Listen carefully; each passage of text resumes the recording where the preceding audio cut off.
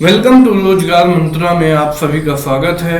जय हिंद दोस्तों। हम लेके चलते हैं आपकी हिंदी की अगली टॉपिक विसर्ग संधि है। और संधि में आपने पढ़ चुके थे स्वर संधि और व्यंजन संधि। तो यहाँ पर है नेक्स्ट टॉपिक है विसर्ग संधि है। विसर्ग संधि के बारे में हम समझते हैं और इसको पढ़ते हैं, अध्ययन करते हैं। तो चलते हैं आगे विसर्ग संधि को लेकर। विसर्ग संधि क्या है तो इसके बारे में समझेंगे। जब प्रथम पद का अंतिम वर्ण विसर्ग होना चाहिए, इसमें विसर्ग में विसर्ग जरूर होना चाहिए। और दूसरा पद का प्रथम वर्ण स्वर या व्यंजन में से कोई एक हो, तो इस प्रकार की संधि को क्या बोलते हैं? विसर्ग संधि बोलते हैं। तो यहाँ पर विसर्ग संधि हो रही, जैसे पहला पद है और दूसरा पद दे रखा है, तो इसका अंतिम वर्ण क्या होना चाहिए? विसर्ग होना चाहिए। और प्रथम वर्ण या स्वर व्यंजन में कोई भी हो सकता है। तो दू धन शासन, तो क्या हो जाएगा? दुशासन हो जाएगा। यहाँ देखेंगे दा के बाद क्या है? विसर्ग लगा है और इसके बाद शासन है।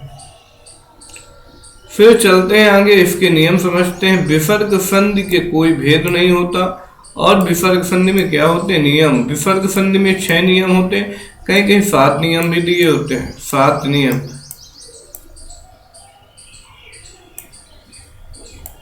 कहीं कहीं कितने नियम दे रखा होता है? 7 नियम दे रखा होता है।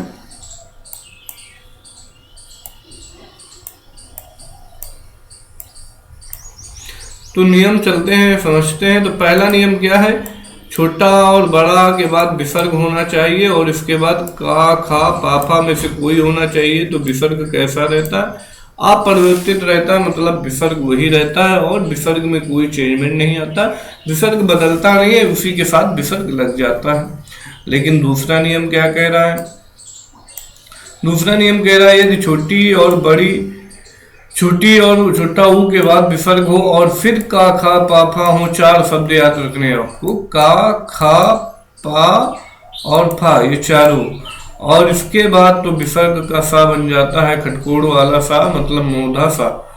ये चार नियम है। आपको पहला नियम देखना है, काखा पाफा पर याद रखना है। काखा पाफा आपको पहला नियम।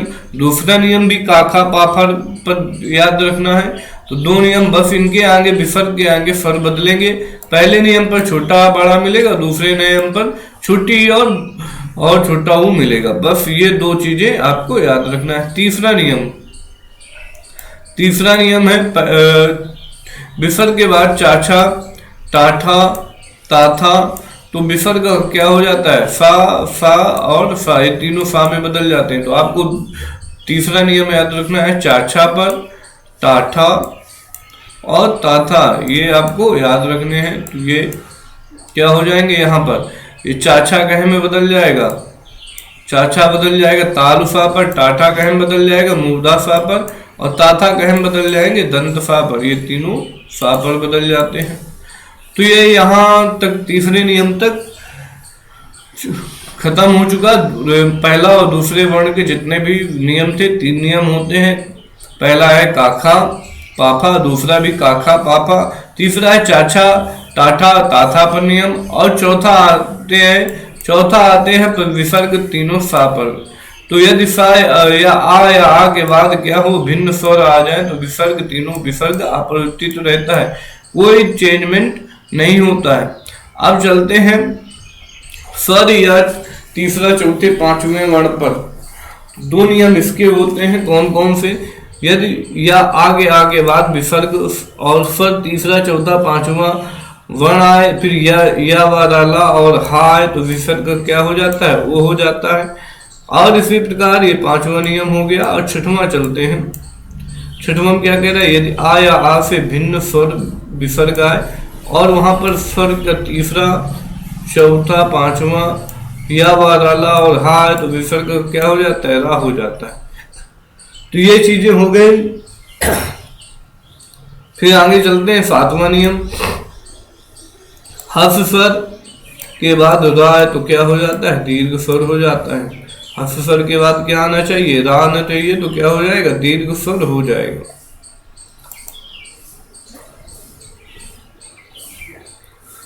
चलते हैं आगे। पहला नियम समझते हैं।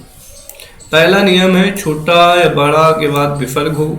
का खा पा फा और विसर्ग अपरिवर्तित रहता है। तो देखो विसर्ग है यहाँ पर और फिर का है ता है, तो यहाँ पर आ हो जाएगा और का आ जाएगा, तो प्रातः काल हो जाएगा। इसी प्रकार अंताधनकरण, तो क्या हो जाएगा अंताकरण हो जाएगा। राजाधनकरण हो जाएगा तो रजाकरण हो जाएगा। पयाधन पान हो जाएगा तो पयापान हो जाएगा। हंताधनपुर हो जाएगा तो हंतापुर हो जाएगा। तो ये यहाँ तक आपका कंप्लीट हो गया। इसके बाद पहचानने की ट्रिक आपको याद रखना है कि जस्ट अगर इसका उल्टा पूछ ले, तब उल्टा पूछ लेगा कि मतलब प्रातः काल को संधि विच्छेद कीजिए, तब कैसे करेंगे।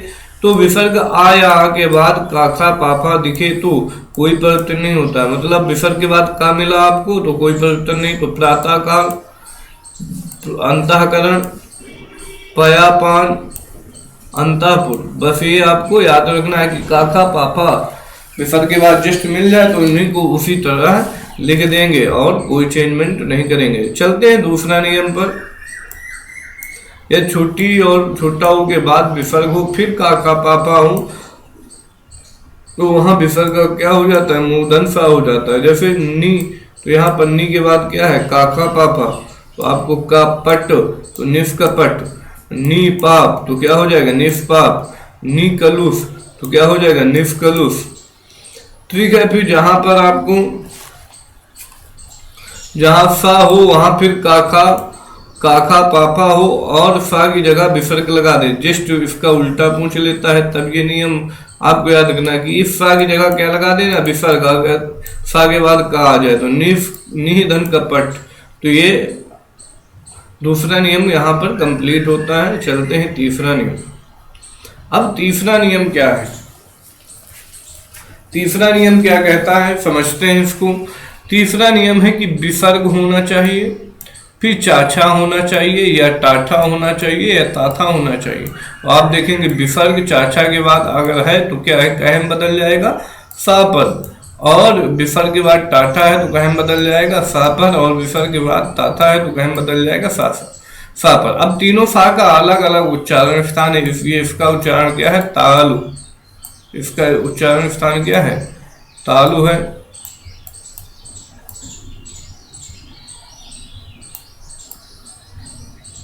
और इस आगे वाले का इसका उच्चारण स्थान क्या है मूर्धा है।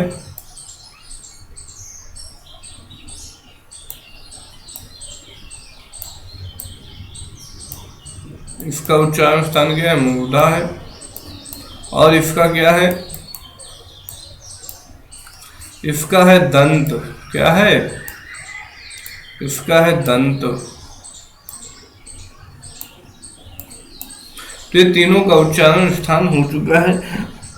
वैसे हमने उच्चारण स्थान बताया था इचु यशाणाम तालु, फिर ऋतु रसाणाम मूर्धा और लिटू लसानाम दंता। तो तीनों का उच्चारण सा के तीनों का इचु यशानाम में इचु में क्या आता है इचु यशानाम, तो यासु में सा आता है, और ऋतु रसाणाम तो सा आता है, और लिटू लसानाम में क्या आता है सा आता है तीनों में। अब देखिए इसके एग्जाम्पल समझते हैं। निधन चय, तो यहाँ पर चा आ गया तो कहम बदलेगा चा, आधा सा में बदल जाएगा तालु वाले में। धन धन टंकार,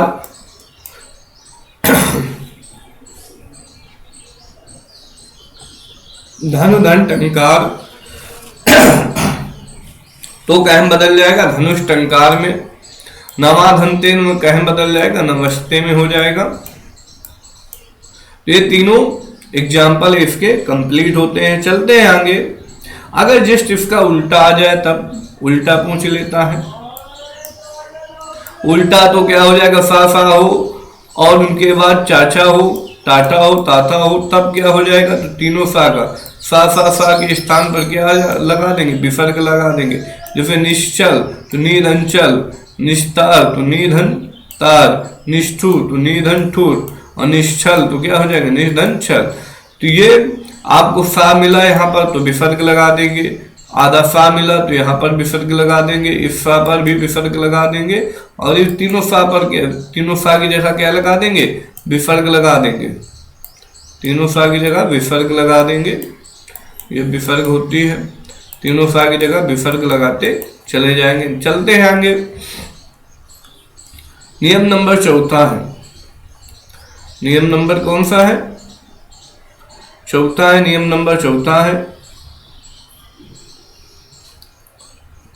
तो यहां पर समझते हैं नियम नंबर चौथा में क्या कह रहा है कि यदि आ या आ से भिन्न स्वर हो और विसर्ग के बाद तीनों सा हो, सा सा सा, तो विसर्ग अपरिवर्तित रहता है और तीनों सा की जगह क्या आ जाता है? सा आ जाता है। तो दूधन शासन तो दुशासन हो जाएगा या दुशासन। निधन संदेह तो क्या हो जाएगा? निधन संदेह तो निसंदेह, या इस सा के आगे क्या हो जाएगा? इस सा के आगे ये सा हो जाएगा तो निसंदेह हो जाएगा। दूधन साह क्या हो जाएगा? दू साह तो दुस्सह हो जाएगा। निधन संग क्या हो जाएगा? निसंग हो जाएगा, निस्संग हो जाएगा। तो ये तीनों सा है, सा के बाद सा आए तो इन तीनों सा का क्या हो जाएगा? विसर्ग हो जाएगा। तो ये चीज आपको याद रखना है। यदि आ या आ के बाद विसर्ग या स्वर तीसरा चौथा पांचवा वर्ण आए और उसके बाद या वाला हा हो तो विसर्ग क्या हो जाएगा? ओ हो जाएगा। तो जैसे मनाधन योग तो क्या हो जाएगा? मनोयोग। तपाधन वन तो क्या हो जाएगा? तपोवन। यशाधन दा तो क्या हो जाएगा? यशोदा। ओ के बाद तीसरा चौथा पांचवा वर्ण या वाला हो तो वहां पर विसर्ग की जगह क्या हो जाता है? ओ हो जाता है। जैसे तपो बल तो क्या हो जाएगा? तपाधन बल। तो ये आपको याद रखना है कि यहाँ पर क्या हो जाएगा? तपोबल। अब यहाँ पर देखेंगे पा के बाद क्या है? बा है, तो यहाँ पर बा है और ओ की जगह क्या हो जा रहा है? विसर्ग हो जा रहा है। जस्ट उल्टा पूछ लेता है, उल्टा भी पूछता है कि संध कीजिए तो आपको ये याद रखना है। अगर कहते संध विच्छेद कीजिए तो ये याद आपको रखना है। तो यहाँ पर क्या होता है? ओ के स्थान पर क्या लगा देते हैं? विसर्ग लगा देते हैं। लेकिन गुण संधि का नियम भी होता है तो वहां पर ओ आ जाता है। तो ओ आपको याद रखना है कि कौन सा होना चाहिए? ओ के बाद तीसरा चौथा पांचवा वर्ण और या वाला हो तो वहां विसर्ग लगा देंगे अगर विसर्ग संधि है तो। आगे चलते हैं छठवां नियम। छठवां नियम क्या कह रहा है? यदि छोटा और बड़ा से भिन्न कोई स्वर है और फिर विसर्ग है तो तीसरा चौथा पांचवा या लावा हमें कोई है तो विसर्ग की जगह क्या आ जाएगा? रा आ जाएगा। जैसे दूधन उपयोग तो दुरुपयोग। निधन मल तो क्या है? निर्मल है। पुनाधन जन्म तो क्या हो जाएगा? पुनर्जन्म हो जाएगा। और दूधन लभ तो क्या हो जाएगा? दुर्लभ। यहाँ पर सब उड़ंतु रा हो रहा है, जितने में भी सब क्या उड़ंतु रा हो रहा है, ऊपर वाला रा हो रहा है सभी में। और तो यहाँ पर चलते हैं आगे समझते हैं। अब यहाँ पर ट्रिक है, मतलब कि आपको उल्टा अगर पूछ लेता है कि निर्मल में संध विच्छेद कीजिए तो कैसे करेंगे? तो रा के बाद तीसरा चौथा पांचवा वर्ण या वाला दिखे तो रा की जगह पर क्या कर देंगे? विसर्ग कर देंगे। जैसे कि निर्मल है तो निधन मल हो जाएगा। निर्बल है तो क्या हो जाएगा? निधन बल हो जाएगा। यहाँ पर विसर्ग छूट गई है, निधन बल हो जाएगा। दुर्लभ है तो दूधन बल हो जाएगा। जहां जहां उड़ंतु रहा है वहां सब हटा देंगे और क्या कर देंगे? व्यंजन संधि लगा देंगे। आगे चलते हैं। नियम नंबर 7वां है कि हर्ष स्वर के बाद अगर आपको रा दिखे तो दीर्घ स्वर हो जाएगा। जैसे निधन रोग तो यहाँ पर हर्ष स्वर है, मतलब नी है, छोटी नी है, और उसके बाद राधत है तो ये हो जाएगा निरोग हो जाएगा, मतलब बड़ी नी हो जाएगा और ओ के रोग हो जाएगा। निधन रज हो जाएगा तो बड़ी नी हो जाएगा, नीरज हो जाएगा। निधन रस हो जाएगा तो नीरस हो जाएगा। तो यहाँ पर क्या हो जाएगा? बड़ी नी। यदि इसका जस्ट उल्टा पूछ लेता है तब छोटी के बाद बड़ी के बाद छोटी आए तो बड़ी ई को छोटी ई में बदल कर विसर्ग लगा देंगे, जस्ट उल्टा कर देंगे। तो नीरज में क्या हो जाएगा? बड़ी ई है तो नी कर देंगे और विसर्ग लगा देंगे और रज कर देंगे, नीरज हो जाएगा। तो ये क्लास यहीं पर समाप्त होती है। और अगर आप चैनल पर नए हैं तो चैनल को सब्सक्राइब करें। वीडियो अगर आपको पसंद आता है वीडियो को लाइक करें। मिलते हैं अगली क्लास पर। जय हिंद, जय भारत। और वीडियो को सभी लोगों पर शेयर जरूर करते रहें। और धन्यवाद सभी लोग, आपके जो स्वर संधि में आप लोगों ने मदद किया और इसके बाद व्यंजन संधि में आप लोगों ने मदद किया, तो उसके लिए सभी का धन्यवाद। चलते हैं आगे बढ़ेंगे तो आपसे मिलते हैं अगली क्लास पर और नया टॉपिक होगा। तो अगर क्लास पर आप रेगुलर बने रहें और देखते रहें। जय हिंद, जय भारत।